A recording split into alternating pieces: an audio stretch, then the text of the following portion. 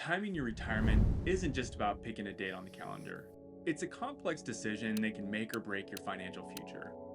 In today's video, we're going to uncover why so many people get their retirement timing wrong, and more importantly, how you can avoid some of these common pitfalls. As a certified financial planner, I spent years helping clients navigate retirement planning, and I've seen how misconceptions about retirement timing can derail even the most well intentioned plans. Now, you might think you've got your retirement timing all figured out.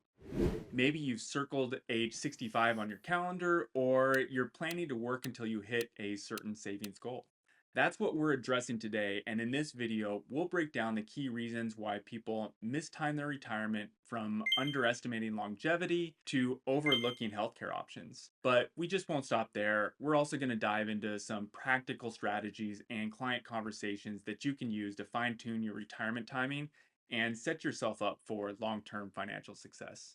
The first thing to timing your retirement correctly might seem obvious, but many people struggle with it, and it's figuring out how much you'll need to retire comfortably. I see this all the time. New people I meet with come in without a clear picture of their current spending or how much they expect to spend in retirement. Often they'll say something like, I just want to spend about the same as I do now. And when I ask them, okay, well, how much is that? The common response is, I've got no idea, or I'm not very sure. So while it may seem obvious, the first step to timing your retirement correctly is know what your budget is going to be and know what your spending is going to be. It's crucial to understand your current budget and lifestyle and then ask yourself if that's how you want to live in retirement. Some people need a higher net worth to support a more comfortable lifestyle, while others are in a position to retire today because they planned ahead and lived modestly. Either one of those is fine, but you just have to know where you fall. For instance, I have a client in their 50s who could retire 3 times over. They worked hard, saved aggressively, and live within their means, but they choose to keep working because they love what they do. As they approach their late 50s, they're planning to gradually transition to something less demanding but still fulfilling. The last thing you want to do is reach 65 and realize you're not financially prepared to retire. And remember, sometimes retirement isn't a choice you make, but it's made for you. For those considering early retirement, I support that goal, but I always remind my clients that every decision comes with a trade off. Early retirement could mean unexpected healthcare issues or future expenses you haven't accounted for, and you may not be able to re enter the workforce to make up for any shortfall. It's important to be aware of these potential risks so they don't undermine your retirement plan. Re entering the workforce in the same capacity or even finding a job that was similar to your last is really a tough task. One of the biggest unknowns in retirement planning is your longevity. It's nearly impossible to time this perfectly, as no one knows exactly how long they'll live. In 2019, the average life expectancy was 78.8 years, and it had been steadily rising for decades. Although it has ticked down slightly in recent years due to COVID and other factors, let's set those aside for now. While averages can be helpful, they don't tell the whole story. Your family history, your lifestyle, and personal health all play a role in where you might fall on the spectrum of life expectancy. For example, I recently had some friends and clients celebrating their grandparents' 100th birthday. So naturally, we're planning for longer retirements in those cases. On the flip side, I had a conversation with a client who pointed out that no one in their family has lived past 75. These factors are critical in retirement planning because they influence how we ensure you don't outlive your savings while also allowing you to spend enough to enjoy your retirement now. Misjudging your longevity can lead to two outcomes: either saving too much and leaving behind more than you intended, or running out of money in your later years because you didn't plan for a longer life. Both scenarios can be planned around with realistic expectations. Let's explore a few strategies for different scenarios. Typically, I plan for clients to live until the age of at least 90, but if someone is confident that they won't live that long and wants to spend more money now, we can adjust accordingly. One strategy might be to take Social Security benefits early. This allows you to start receiving the money you've paid into the system sooner, which can free up more spending in the near term. However, we might take a different approach if there's a possibility of greater longevity in your family, especially if the larger Social Security benefit comes from one spouse. So, for example, if the wife has a family history of living longer, we might consider having her take her benefit early while delaying the husband's until full retirement age or later.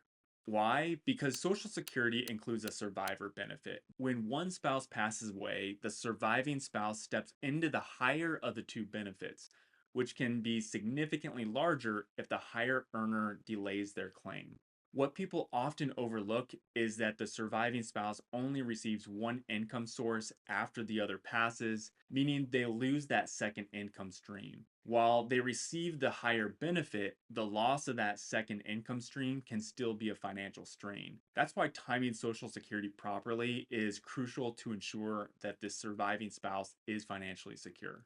Another option we might discuss is using an annuity to supplement income, especially for those who particularly worried about outliving their money. And let me say this, while there are plenty of ways to create income streams on your own, for those who seek more security, an annuity can be a reasonable choice. Annuities have evolved over the years and now offer two main types of income streams. The first is a flat income option, which I'd recommend for those expecting a shorter life expectancy. This option typically provides a higher immediate income, though it doesn't adjust for inflation. This works well for those anticipating an earlier death. If you live longer than expected, you're still going to have more than just Social Security to rely on, giving you the freedom to enjoy spending money right now in the present.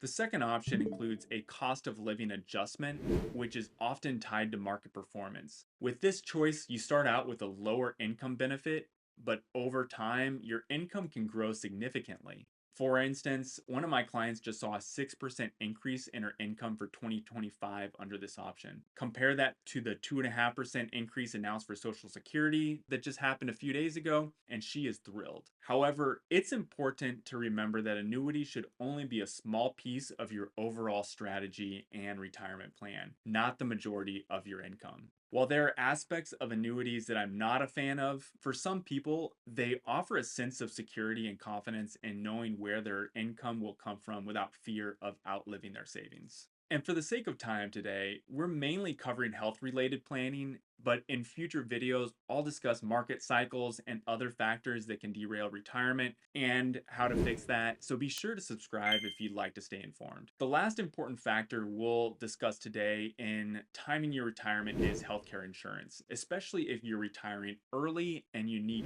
quality insurance. I've seen people overlook this completely, likely because those with corporate jobs have had employer provided healthcare for years without much thought. It's easy to forget, but the cost can be significant if you haven't fully calculated them in. Oftentimes between $600 to $1,000 a month, depending on what your needs and income are. To get an idea of what you'll need, visit healthcare.gov. Enter your information and review the available quotes. This will give you an estimate of the costs you're going to face before Medicare kicks in if you do decide to retire early, allowing you to factor in those years into your overall savings plan. Alternatively, you can use COBRA benefits when you leave your job, which allows you to stay on your current healthcare plan for the next 18 to 36 months. Just remember, you have only 60 days to elect this option after you leave, so it's important to act quickly if you decide to go into this route. Now that you understand some of the common pitfalls of retirement timing and a few ideas on how to avoid them, you're better equipped to make informed decisions about your future. Remember, the time to retire isn't just about age or savings, it's about aligning your goals, finances, and lifestyle. If you want to dive deeper into optimizing your retirement timeline and have a team of experts create a personalized retirement strategy that ensures you're not leaving money on the table, click the first link in the description.